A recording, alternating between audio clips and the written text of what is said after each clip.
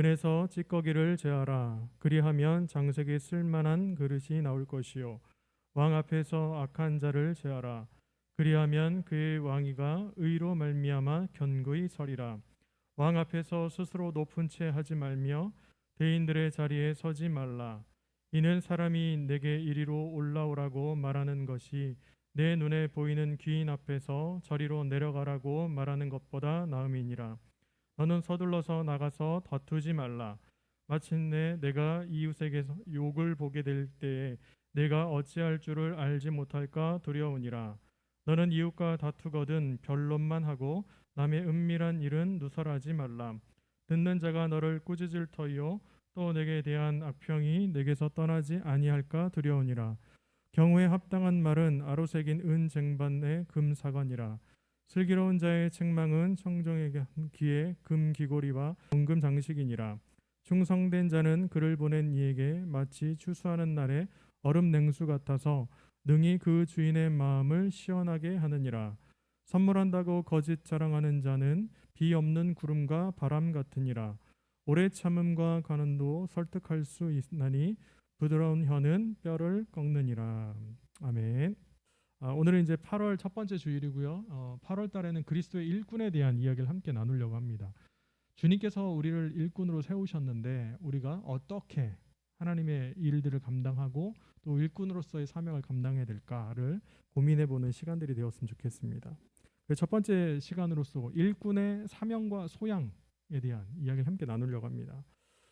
유명한 탄광촌에 서로 대비되는 두 개의 작업장이 있었다고 합니다. 하나는 그러니까 물론 모든 그 자원이 참 좋았기 때문에 매장되어 있는 자원이 너무 좋아서 양질의 이런 것들을 다 캐내고 있었지만 양쪽의 그 작업장이 분위기가 너무 달랐다고 그래요. 그래서 한 곳은 어떻게 되냐면 너무나 잘 됐고 한 작업장 광부들이 즐겁게 일터에 나오고 너무 즐거워하는 이런 작업장이 있었고 한 곳은 맨날 우리의 그 임금 인상을 해달라 맨날 이렇게 불만이 섞인 이런 작업장이었다고 그래요.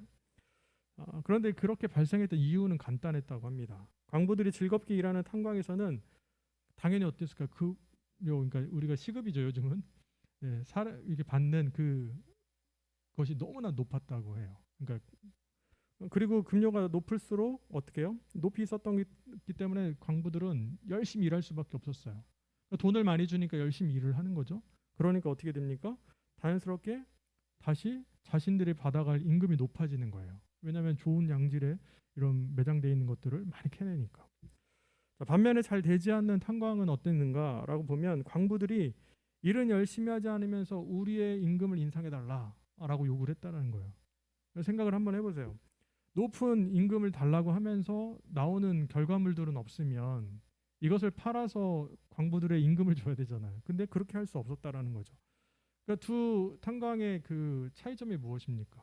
어떤 똑같은 상황이었는데 어디는 열심히 일함을 통해서 결과적으로 높은 임금을 받는 이런 과정에서 결과를 얻어내는 것이고 어떤 사람도 열심히 하지 않는 과정 가운데서 결과만 중시하면서 내 거를 내놔라 라고 했다라는 거예요.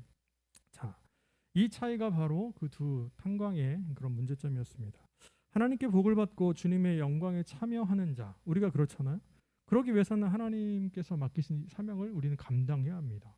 여러분, 이게 참 중요해요. 많은 성도들이 하나님께 복을 받기 원합니다. 그런데 그러기 위해서는 하나님께서 우리를 부르시고 세우신 사명, 또 예배자로 또 사역 가운데 또 우리 사명들 주신 것을 감당하며 나아갈 때 하나님께서는 우리에게 더 큰 은혜를 주세요. 그런데 그것은 하지 않으면서 우리가 하나님 우리에게 복만 주세요. 하나님 우리는 하나님의 은혜만 구합니다. 그러고 나서 우리가 하지 않는다면 우리는 그 두 번째 탄광에서 일한 사람처럼 내 일은 하지 않으면서 자꾸 내 임금만 인상해달라고 요구하는 것과 마찬가지라는 거죠. 그래서 우리가 할 것이 무엇입니까? 우리는 하나님 주님께서 말씀하신 것처럼 먼저 하나님의 나라와 의를 구하는 그런 삶을 살아야 됩니다. 하나님께서 원하시는 삶을 살아가는 것, 우리에게 맡기신 사명을 감당하는 것, 이것이 바로 우리가 해야 될 우리의 삶의 사명이고 그리스도의 일꾼이기도 합니다. 자, 그런 의미에서 오늘을 살아가는 우리도 그렇다면 본문 말씀을 통해서 그리스도의 일꾼에 대해서 생각을 해봐야 될 텐데요. 자, 그리스도의 일꾼이 지녀야 할 사명과 그럼 소양은 무엇일까를 생각해 봤으면 좋겠습니다. 첫 번째는 뭐냐면 삶에서 죄악을 제거해야 한다라는 거예요. 여러분 읽었던 말씀 4절 말씀입니다. 제가 다시 한번 읽겠습니다. 은에서 찌꺼기를 제하라. 그리하면 장색에 쓸만한 그릇이 나올 것이요. 아멘. 세상에서는 일꾼을 세울 때 뭘 하냐면 인사청문회를 합니다. 다들 아시죠? 청문회를 통해서 뭘 합니까? 그 후보된 사람에 대한 모든 것을 다 이렇게 드러내서 이 사람의 과거, 이 사람의 뭐 학력, 경력, 능력, 그다음에 가족 관계부터 해서 모든 것을 해요. 그래서 이것을 거쳐야만 그 사람의 자질과 평가를 끝내야만 그 뭐 고위공직이나 이런 뭐 자리에 올라갈 수 있습니다. 교회 일꾼을 세울 때도 마찬가지인 것 같아요. 교회 일꾼을 세울 때 여러 교회마다 사실은 기준이 있어요. 그런데 제가 우리 교회에서 또 원래도 마찬가지로 일꾼을 세울 때 기준이 뭐냐? 저는 세 가지로 생각을 합니다. 첫 번째가 뭐냐면 예수 그리스도를 구원자로 믿는 믿음이 있는가? 여러분 이것이 있는가가 가장 중요한 것 같아요. 아무리 내가 가진 것이 많고 내 사회적 지위와 신분이 있다고 해도 내가 예수님을 구주로 믿지 않으면 아무런 소용이 없어요. 교회 일꾼은 누가 되느냐? 바로 첫 번째가 뭐냐? 예수 그리스도를 나의 구주로 믿고 있는가? 이 믿음입니다. 두 번째는 주님의 몸된 교회로서 주신 달란트에 따라 그 사명을 감당하고자 하는가? 여러분 이게 참 중요합니다. 우리 각자에게 주신 달란트가 있어요. 여러분들이 있으십니다. 네. 난 잘 모르겠네요. 그럴 수는 있어요. 아직 발견되지 못할 수도 있어요. 그러나 가장 중요한 제가 신대원 다닐 때 그런 말씀하시다 교수님께서 여러분들의 사명이 무엇입니까? 라고 묻는 거예요. 근데 사명을 확인할 수 있는 방법이 있대요. 그게 뭘까? 들으시면 그렇지 이렇게 할 수 있는 거지만 그 중에 한 가지 제가 세 가지였는데 정확히 기억이 잘 나진 않지만 그 중에 뭐가 있냐면 이런 게 있어요. 하나님께서 주신 달란트, 내가 좋아하는 거 있잖아요. 내가 좋아하는 거. 여러분들이 잘하시는 거 있죠. 그러니까 특별히 배웠다 이걸 떠나서 내가 평소에 좋아하고 잘하는 것들. 이것이 하나님 주신 달란트, 그걸 통해서 할 수 있는 사명이에요. 어떤 분은 뭐 요리를 잘하시면 그게 사명입니다. 그걸 통해서 남을 섬기시면 돼요. 네. 어떤 분은 정말 뭐 이거는 뭐 공부를 많이 했고 막 이걸 떠나서 막 잘 가르치는 은사가 있는 분들이 있어요. 귀에 쏙쏙 들어오게. 그런 분들은 그거의 사명인 거예요. 네, 이런 부분. 또 한 가지 뭐냐면 내가 자꾸 관심이 가는 부분이 있어요. 관심. 여러분들 관심 가시는 거 있죠. 여기 있는 분들 다 다르거든요. 관심 분야가. 그 관심을 통해서 하는 거예요. 그다음에 또 한 가지가 있습니다. 같은 맥락일 수 있지만 내 안에 눈물이 있는 게 있습니다. 어떤 일을 생각하면 자꾸 눈물이 나고 막 감동이 되고 내가 그걸 하고 싶은 거. 어떤 분은 아이들에 대한 그러니까 초등학교 아이들, 뭐 어린 아이들을 막 양육하는 거에 막 되게 감동이 있고 눈물이 있는 분이 있어요. 어떤 분은 청소년에, 어떤 뭐 우리 선교사님 사모님도 계시지만 선교지에 이런 분들은 그게 사명이라는 거예요, 여러분. 그러니까 내가 어떤 사명인지 잘 몰라요라고 생각해도 머릿속에 곰곰이 생각하면 내가 잘하는 거, 주신 달란트, 내가 자꾸 관심이 가는 거, 내 안에 눈물이 있는 게 뭘까를 고민해 보시면 좋다라는 거예요. 제가 교회 음악을 공부하면 성악을 했거든요. 근데 성악하고 졸업 연주를 끝나고 저희 교수님이 그러셨어요. 저한테 더 상위 학교에 가서 더 공부해 보지 않겠냐라고 제안을 하셨어요. 제가 뭐라고 했고요? 네, 선생님이 이제 더 잘해서 하면 좋겠어라고 하셨을 때 저희가 싫은데요라고 하면서 거절한 이유가 뭐냐면 저는 목회를 하고 싶습니다. 저는 음악을 좋아하는 목사가 되고 싶지 음악가가 되고 싶지는 않습니다. 네, 이런 얘기를 나눴거든요. 마찬가지예요. 저는 계속해서 공부를 했던 이유는 목회를 하기 위해서였어요. 이것이 너무 좋아요. 이것이 함께 예배하고 함께 목양하는 이 모습이 너무 좋습니다. 여러분들 안에도 그런 것이 있다라는 거예요. 자, 그러면 세 번째는 무엇이냐면 겸손한 마음으로 다른 사람을 섬기고 사랑하고 있는가. 네. 교회의 직분은 섬김의 직입니다. 여러분 그렇죠? 직분이요. 교회에서 집사님이 되시고 뭐 권사님이 되시고 뭐 장로님 뭐 목회자가 뭐 다 되는 건 아니겠지만 이렇게 되시는 게 내 어느 수준에서 내 직함이나 이것이 위치를 나타내는 겁니까? 절대 그렇지 않아요. 이것은 뭐예요? 섬기라고 있는 거예요. 저희 교단 총회 헌법에 보면 장로님을 뽑을 때 우리 교회가 최소한에 있어야 될 사람, 그러니까 성도의 숫자가 있어요. 그러니까 다시 말하면 30명, 성도 30명에 한 명의 장로님을 세울 수 있어요. 물론 처음에는 2명을 세울 수 있거든요. 이게 당회를 이루어야 되니까. 근데 30명당 한 명을 세울 수 있다는 얘기 뭔지 아세요? 30명의 한 사람의 장로가 군림한다는 게 아니고 이 30명을 섬겨야 된다는 의미예요. 여러분, 이게 참 중요합니다. 그래서 중요한 것은 내가 하나님의 주신 그 사랑으로 섬기고 사랑하고 있는가. 이것이 바로 교회의 일꾼을 세우는 기준점이 되어야 합니다. 오늘 본문 말씀에서도 보면 이런 사명에 대한 그 소양, 사명자가 갖춰야 될 소양에 대해서 이야기하면서 첫 번째 뭘 얘기하냐면 6절을 말씀해 보면 이런 말씀을 해요. 왕 앞에서 스스로 높은 채 하지 말며 높은 사람의 자리에 끼어들지 말아라 라고 말씀합니다. 이게 뭐냐면 바로 교만한 마음을 버리라는 거예요. 여러분, 여기에서 스스로 높은 채 하다라고 하는 이 의미가 어떠냐면 히브리어로 티트 하다르라고 하는 단어를 쓰는데 이게 자랑하다, 높이다 뭐 이런 뜻이 있거든요. 근데 참 중요한 게 있어요. 뭐냐면 조금 이제 문법으로 들어갈게요. 이것이 동사 이런 의미를 하는 동사 하다르라고 하는 동사의 남성 2인칭 단수 제기 미완료형이에요. 이게 다른 거 떠나서 미완료라는 거예요. 제기형은 어떤 의미냐면 주어진 자신에게 스스로 행하는 의미예요. 내가 스스로 행하는 거, 스스로 높여가는 거, 스스로 교만해가는 거예요. 그런데 미완료예요. 그럼 미완료면 끝나지 않은 거잖아요. 계속해서 내가 높은 채하고 내가 교만해지고 교만해지는 거. 이것을 얘기합니다. 그러니까 다시 말하면 너 스스로 높이다라는 거예요. 너 스스로 높이지 말라. 여러분들 가장 중요한 게 이거예요. 인간은 누구나 지니고 있는 그 그 습성 중에 하나가 자신을 과시하려고 하는 게 있어요. 조금만 잘하면 내가 저는 교회를 이렇게 세웠잖아요. 개척을 했어요. 그런데 리모델링을 저희는 어쩔 수 없는 상황에서 한 거거든요, 사실. 그렇죠.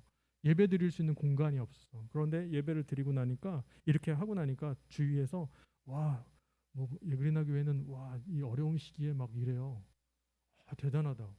전 대단한 게 하나도 없어요. 하나님이 하신 거고 중요한 건 우리는 공간이 너무 협소해서 사회적 거리두기를 할 수 없기 때문에 진행을 한 거거든요, 사실. 하나님이 하시는 거지. 이 은혜는 하나님께서 주시는 은혜인 거지 사람이 한 게 아니에요. 그런데 사람들은 어떻게 해요? 자꾸 내가 이 정도 되니까, 내가 이 정도 배웠으니까, 내가 가진 게 이 정도 되니까라고 착각한다라는 거예요. 하나님의 은혜를 자신의 것으로, 교만한 것으로 포장하지 말았으면 좋겠습니다. 이것이 가장 중요합니다. 마찬가지로 우리도 그리스도의 일꾼으로서 왕이신 하나님 앞에서 결코 하지 말아야 되는 것, 자신을 과시하는 욕망적인 이 교만의 모습입니다. 이것을 우리는 없애야 됩니다. 그래서 하나님 주신 은혜를 자신의 것으로 취하는 어리석은 자 되지 마시고 우리가 정말 하나님께서 주신 은혜를 늘 누리는 그런 삶을 살아야 될 줄로 믿습니다. 자, 두 번째는 또 무엇이냐면 바로 급하게 소송하지 말라고 하는데 그리스도인의 일꾼은 모든 일에 급하게 행동하는 것, 급하게 소송하지 말아야 돼요. 참으로 소송에 난무하는 시대를 살고 있습니다, 여러분. 그렇죠? 사람들 조그만 일에도 자신이 손해보는 걸 싫어해요. 너무 싫어해요. 그래서 다른 사람의 입장을 충분히 듣지도 않고 자기가 판단하고 생각하고 그 일을 진행합니다. 사실 교회도 마찬가지예요. 교회도 분쟁이 왜 이렇게 많아요? 그렇죠? 교회가 너무 분쟁이 많아. 하나님이 정말 사랑하고 주의 말씀대로 살아가는 게 성도인데 세상보다도 분쟁이 많아진 곳이 바로 교회가 되어버렸어요. 자, 이렇게 하는 모습들 8절에도 보면 그렇게 말씀하잖아요. 너는 급하게 소송하지 말아라. 훗날에 너의 이웃이 너를 이겨 부끄럽게 만들 때에 내가 어떻게 할지가 염려된다. 제가 세번역 성경을 읽어드렸지만 급하게 소송을 했는데 결과를 보니까 그 사람 잘못이 아니에요. 저는 막 저 사람 잘못이에요 라고 쭉 얘기를 했는데 그 나중에 어떻게 볼 거예요, 이웃을? 네? 아니란 말이에요. 이 모습들이 있다는 거예요. 그런데 우리가 여기에 생각해 볼 것이 있어요. 뭐냐면 7절 하반절에 보면 너의 눈으로 본 것이라고 하는 구절이 나오거든요. 그런데 이 7절 하반절에 이 구절이 오히려 귀인 앞에서로 연결이 된다라는 거예요. 7절로 딱 끝나고 8절의 얘기가 아니고 7절의 하반절에 있는 너의 눈으로 본 것이 뭐냐라고 하면 8절에 서둘러 나가서 다투지 말라라고 하는 이 구절과 연결이 돼요. 그럼 제가 다시 해서 해석을 해드릴게요. 그럼 이런 거예요. 너의 눈으로 목격하였다 할지라도 급히 나가서 다투지 말라. 이게 돼서 내가 직접 봤잖아요. 우린 그렇죠. 눈에 딱 보면 저거 저런데 하고 가서 따지죠. 그런데 오늘 말씀에서는 그러지 말래요. 왜 그럴까요? 이런 이유예요. 우리가 목격한 일이 있습니다. 그런데 사람은요 참 무서운 게 있어요. 그게 뭔지 아세요? 내가 과거에 저 사람을 알아 아니면 들은 얘기가 있어라고 하면 선입견이 생겨요. 그래서 이 사건에서 그렇게 하지 않았음에도 어떻게 해요? 저 사람 원래 그러니까 내가 봤으니까 저래라고 하는 결론을 도출해요. 그래서 나가서 따집니다. 그런데 이 사건에 전혀 그러지 않았어요. 이러한 실수가 우리가 너무 많이 하는 사건이에요. 네. 예전에 그랬으니까 당신 원래 그렇다고 소문 들었으니까 당신은 이렇지 않아? 라고 하면서 따지는 거예요. 그리고 법적인 소송까지 갑니다. 그런데 그렇지 않다라는 거예요. 우리는 때때로 자신이 목격한 일에 대해서 자신이 평소 가지고 있던 이 선입견으로 그 사람을 포장해 버릴 때가 너무 많습니다. 여러분 그렇게 해서는 안 된다는 거예요. 그래서 벌어진 일에 대해서 정확한 사실을 입증하려 하기보다는 자신이 생각한 대로 말합니다. 그리고 그것을 토대로 상대방을 공격해요. 네, 이런 모습. 그러나 우리가 알아야 하는 것은 자신의 감정이나 선입견이 개입된 상태에서 목격하는 것은 왜곡된 진실을 만들어냅니다. 여러분 그런 경우 혹시 있지 않으세요? 이렇지 않았어 라고 했는데 알고 보니까 아니에요. 근데 평상시에 제가 그렇게 생각을 했던 거예요. 이런 잘못된 부분들이 우리 안에 있다라는 거예요. 여러분 그래서 우리에게 눈에 보이는 것이 다 판단 근거가 되면 안 됩니다. 여러분 모든 것을 정황을 다 보셔야 돼요.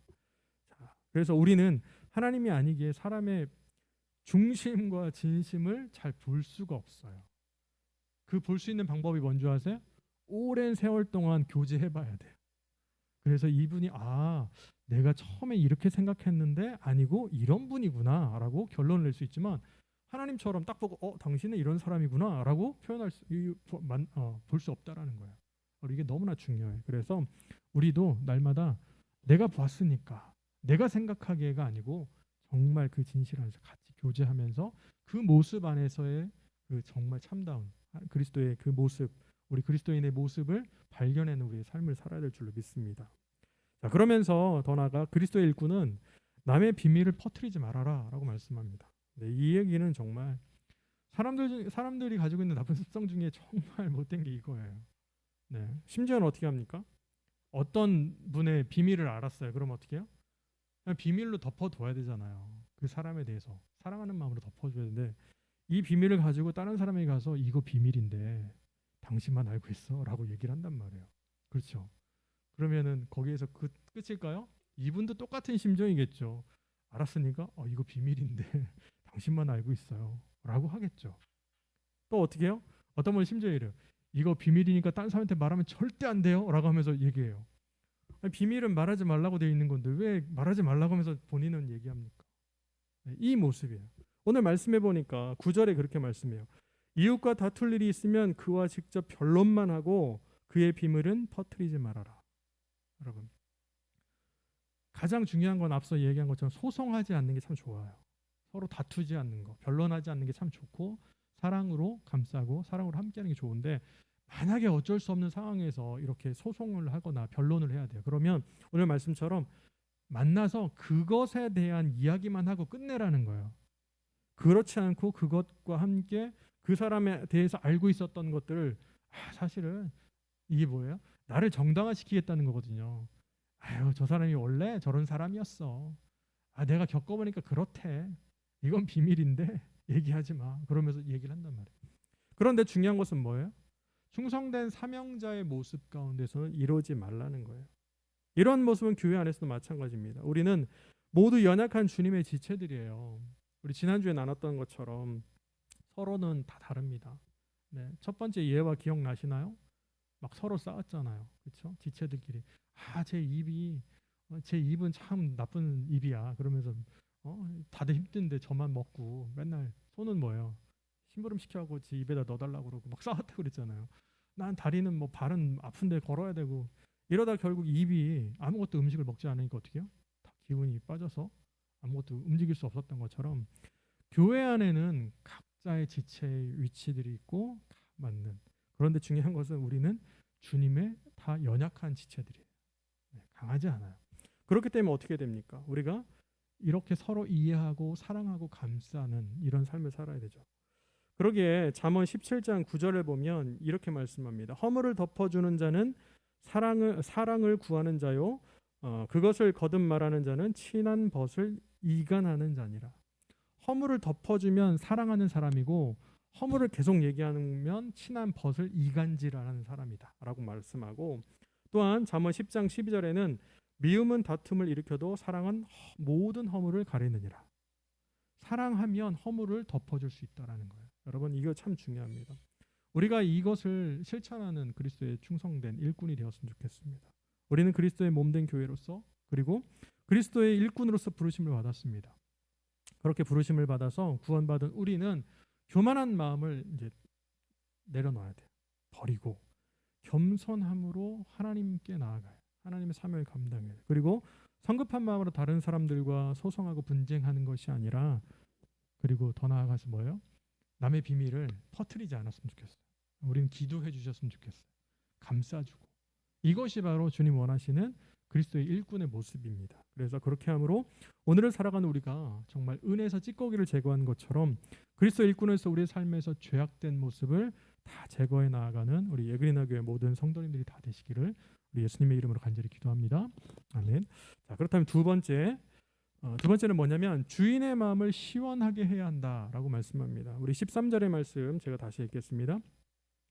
충성된 사자는 그를 보낸 이에게 마치 추수하는 날의 얼음 냉수 같아서 능히 그 주인의 마음을 시원하게 하느니라. 아멘. 옛날이나 지금이나 모든 의사소통은요, 전달자의 신실성 그리고 신빙성이 있습니다. 네. 물론 오늘날에는 전화가 있잖아요. 그래서 내가 누구에게 말을 전하고 싶으면 직접 전화하죠. 그래서 얘기할 수 있습니다. 그러면 과거에는 어떻게 해요? 왕에 만약에 뭐 어떤 명령을 내린다라고 하면 그 명령을 어떤 전달자에게 주겠죠. 그러면 그 사람이 가지고 가서 그것을 제대로 왕의 원하는 대로 이야기해야 되는데 중간에 이야기를 바꾼다든지 이렇게 되면 어떻게 될까요? 네, 그 전달한 내용이 완전 달라지겠죠. 고대 근동으로 올라가면 왕의 전달과 시행은 국가의 명함을 좌우하는 그런 모습이었어요. 그래서 어떻게 해요? 이 왕의 사자가 이 소식을 제대로 전달하는가, 이것이 참 중요했다라는 거예요. 그런데 주인의 마음을 시원하게 하는 충성된 일꾼의 모습이 뭐냐? 그러면 먼저 경우에 맞는 말을 하는 사람이었다라는 거예요. 경우에 맞는 말. 우리 11절 본문 말씀 보면 경우에 합당한 말은 아로새긴 은 쟁반의 금사관이라 라고 말씀을 하죠. 여기에서 경우에 합당하다는 게 뭘까? 제가 원어를 찾아봤어요. 어떤 의미일까? 라고 보니까 이 단어 안에는 회전하다 돌다라는 의미가 있어요. 그러니까 이게 뭐냐면 계절이 이렇게 돌잖아요. 사계절 이렇게 하는 것처럼 이 의미가 있습니다. 그러니까 다시 말하면 계절에 맞는, 이렇게 회전하는 계절에 맞는, 여러분들 잘 아시겠지만 지금 8월 완전히 더운 이 무더위에 롱코트를 딱 입으시고 만약에 막 엄청 두꺼운 이런 걸 입고 거리를 다닌다고 하시면 어떠시겠어요? 목도리를 막 두르고 패딩 점퍼를 입고 그러면 사람들이 와, 저분은 인내심이 대단하신 분이야 라고 할까요? 그렇죠. 네, 그 얘기 뭐예요? 경우에 맞지 않는 거거든요. 그러니까 의미는 원래 그런 거예요. 이렇게 경우에 맞게 잘, 계절에 맞게 잘 가는 것, 이것을 의미합니다. 그러기에 본문 11절을 다시 번역해 보면 상황에 알맞게 잘 표현된 말은 은쟁반에 담긴 금사갑니다 라고 표현할 수 있는 거예요. 상황에 맞는 말. 여러분, 이처럼 우리에게 주어진 상황에 알맞게 잘 표현하는 것은 너무나도 중요해요. 그 상황에 맞는 말, 즉 그 말로 인해서 어려운 상황을 이겨낼 수 있고요. 기쁨이 2배가 됩니다. 그리고 슬픔이 반으로 줄어요. 네. 참 이런 얘기하면 안 되는데 제가 이제 신방을 막 다녀보면 과거에 병원에 가요. 그러면 이제 어디 몸이 편찮으신 분이 입원해 계시잖아요. 그러면 가서 용기를 내시라, 힘드리고 예배드리고 기도해드려요. 그런데 꼭 같이 가신 신방대원 중에 힘을 빼는 분이 있어요. 아유, 그거 잘 안 낫는다는데 어떡하지? 뭐 이런 거 있잖아요.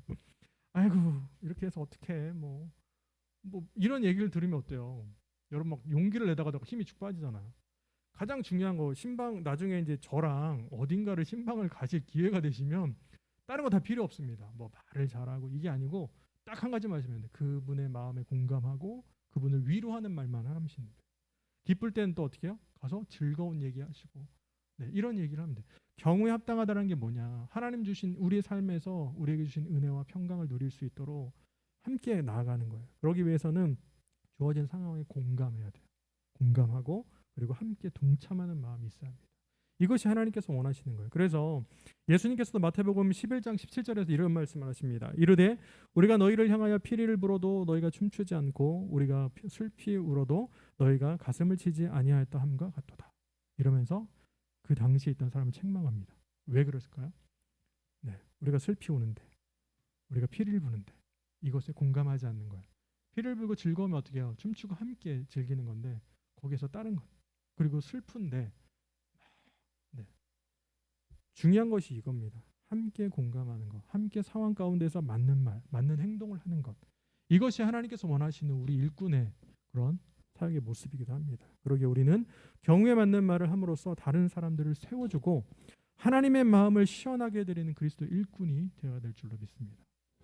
네, 또한 하나님의 마음을 시원하게 해드리는 그리스도 일꾼은 거짓으로 자랑하지 말아야 합니다. 여러분, 본문 14절 말씀을 한번 볼까요? 제가 세 번역 성경을 읽어드립니다. 선물을 한다고 거짓말로 자랑을 퍼뜨리는 사람은 비를 내리지 못하는 구름과 바람 같다. 이렇게 말씀합니다. 여러분, 다시 말해서 뭐냐면 약속을 해놓고 지키지 않는 것이에요. 이게 얼마나 커다란 실망을 주는가에 대한 이야기를 합니다. 근데 제가 찾아봤어요. 도대체 이게 왜 이런 실망을 줄까? 물론 저희도 그렇잖아요. 내일 만나 아니면 내일 뭘 줄게 라고 했는데 안 받으면 좀 서운할 수 있지만 이게 그렇게 실망이 되는 건가? 찾아봤더니 고대 근동의 문화에서는 그렇대요. 선물을 한다라고 약속하는 것은 내가 너의 보호자가 되어주겠다라고 하는 의미래요. 그리고 저희 아이들 있잖아요. 아이들 내가 너에게 선물을 줄게라고 하는 이 관계는 내가 너의 보호자가 되어줄게라고 하는 거죠. 그러니까 다시 말하면 뭐예요? 내가 너를 보호해줄게라고 약속은 해놓고 보호하지 않는 거예요. 그런데 더 나쁜 건 뭐예요? 다른 사람들 앞에서 내가 저 사람 보호자예요라고 얘기하는 거예요. 얼마나 큰 실망을 주겠습니까? 네. 여러분 우리가 정말 잘해야 되는 것 중에 하나가 그런 거예요. 내가 무엇을 합니다라고 자랑을 해놓고 하지 못하는 것. 이것이 아니라 우린 뭐예요? 겸손히, 네, 묵묵히, 네, 오른손이 한 거 왼손이 모르고 이렇게 하는 이런 모습. 이것이 그리스도의 일꾼의 모습입니다. 자, 그러면서 특히 이렇게 거짓말로 자랑하는 사람들은 어떠냐라고 하면 비를 내리지 못하는 구름과 바람 같다라고 표현하잖아요. 이거는 이제 당시 팔레스타인의 기후 조건을 좀 봐야 돼요. 그것은 사실 이제 강수량이 적잖아요. 우리나라보다 훨씬 적으니까 사람들이 어때요?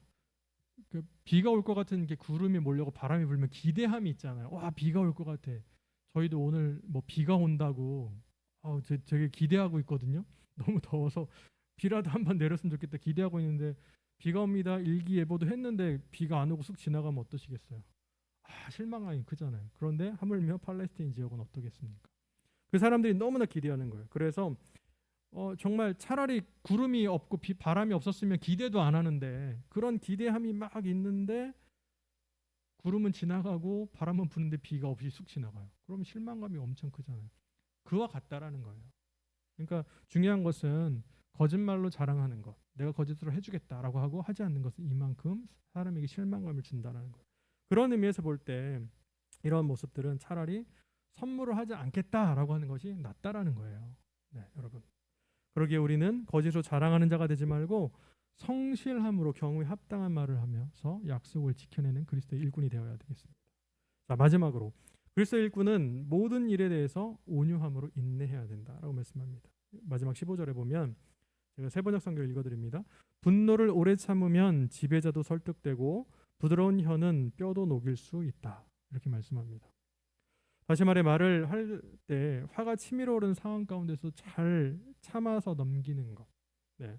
이 세상에서 가장 높은 사람도 설득할 수 있다라는 거예요. 물론 여러분 남을 설득할 수 있는 거 정말 어려운 거예요. 참는 거 정말 어렵습니다. 참다 보면 어떻게 될까요? 병이 생겨요. 우리나라의 이렇게 모든 만병이라고 그러지 만병의 근원이 뭐냐? 화예요, 화. 그래서 어디가 아픈데 증상이 나오지 않고 아무리 뭐 검사를 해도 나오지 않아요. 그럼 뭐예요? 결론은 화가 쌓여서 그래요. 여기에. 그것도 맞아요. 네. 그러면 우리가 이것을 어떻게 풀어야 되냐? 그리스도 안에서 풀어야 되겠죠. 사실 예수님 주시는 그 은혜로. 이만큼 참는 건 어렵습니다. 그런데 오늘 말씀에도 보면 잘 참아내는 거, 온유하는 거, 인내하는 거, 이것은 바로 그리스도인 일꾼이 가져야 될 그런 사명자의 모습이다라는 거죠. 자, 그러면서 바울은 복음을 전함에 있어서 고린도전서 2장 4절부터 5절에 이렇게 말씀합니다. 내 말과 내 전도함이 설득력이 있는 지혜의 말로 하지 아니하고 다만 성령의 나타나심과 능력으로 하여 너희 믿음이 사람의 지혜에 있지 아니하고 다만 하나님의 능력이 있게 하려 하였노라. 이게 무슨 말씀이냐면 이런 거예요. 그러함에도 이 성령의 능력과 우리가 할 수 있는 것은 뭐냐? 네, 온유함으로 참는 건데 물론 성령의 능력으로 감당하지만 우리가 할 수 있는 것은 온유함으로 견뎌내보는 거예요. 참아보는 것, 인내해보는 것. 이것이 중요합니다. 그래서 우리 지난주에도 마지막 결론을 고린도전서 13장으로 냈잖아요. 사랑에 대한. 사랑이 어떤 사랑이냐? 바울이 정의하는 사랑이 뭡니까? 사랑은 첫 번째가 뭔지 아세요? 사랑은 오래 참고예요. 사랑은 오래 참고 그 다음에 온유하며예요. 사랑은 선물을 많이 주며 사랑은 스킨십을 많이 하고 아니면 사랑은 뭘 이게 아니고 사랑은 오래 참고 그 다음에 온유하며. 우리가 해야 될 게 뭐냐? 우리는 온유한 마음으로 인내하는 거, 오래 참는 거. 여러분들 힘듭니다. 그렇죠? 제가 이제 21년, 24년 됐나요? 사역을 한지. 그런데 제 안에 쌓인 내공이 뭐냐라고 하면 제가 곰곰이 생각해봤거든요. 그랬더니 참는 거였던 것 같아요. 네, 이 기독교 용어는 아니지만 제가 아내랑 장난으로 그런 얘기를 할 때 있어요. 제 안에는 사리가 한 100개쯤 있을 것 같다. 석회질이겠죠 그게. 근데 중요한 게 뭐예요? 참아내는 거. 그리스도인이 참고 견디고 그분을 사랑하고 인내하고 다가가는 거. 이게 가장 그리스도인 일꾼으로서 해야 될 몫입니다. 여러분 이제 말씀을 마칩니다. 오늘날 온유함으로 인내하는 거 참으로 어렵습니다. 어렵지만 더군다나 코로나19로 피폐해진 이 상황 가운데 뭔가를 참는다는 거. 사람들이 되게 많이 피폐하고 흥분돼 있고 막 여러 가지로 막 힘들잖아요. 이럴 때 잘못 하나만 딱 버튼만 눌러도 퍽 폭발합니다. 그런데 그럼에도 중요한 건 뭐냐면 그리스도 안에서 너희가 사랑으로 인내하라 라고 우리에게 말씀을 하세요. 여러분 이 말씀과 같이 우리는 정말 경우에 합당한 말로 다른 사람에게 상처를 주는 게 아니고 그 사람에게 사랑을 주고 용기를 주고 힘을 주는 우린 그런 삶을 살아야 됩니다. 그리고 거짓으로 자랑하지 말고 정말 묵묵히 그들을 사랑함으로 품고 나아가는 모습, 더 나아가서 온유함으로 끝까지 참아내는 이 인내함을 통해서 정말 우리가 그리스도 안에서 정말 그리스도의 일꾼으로 세워지시고 그리고 우리에게 주신 그 달란트대로 그 사명을 잘 감당해내는 우리의 삶이 되어야겠습니다. 무엇보다 이렇게 나아갈 때 어떻게 말씀합니까? 오늘 말씀 그러잖아요. 추수할 때 정말 얼음 냉수와 같이 시원한 얼음 냉수와 같이 주인의 마음을 시원케 한다. 네. 우리가 이렇게 하는 삶을 통해서 우리를 사랑하시고 구원하시는 그 하나님의 마음을 정말 이 무더운 물론 하나님은 안 더우시겠지만 이 무더운 여름에 시원한 얼음 냉수와 같이 하나님의 마음을 시원케 해드리는 우리 저와 우리 모든 우리 예그린하게 성도 교회 모든 성도님들 다시 되시기를 예수님의 이름으로 간절히 축원합니다. 아멘. 기도하겠습니다.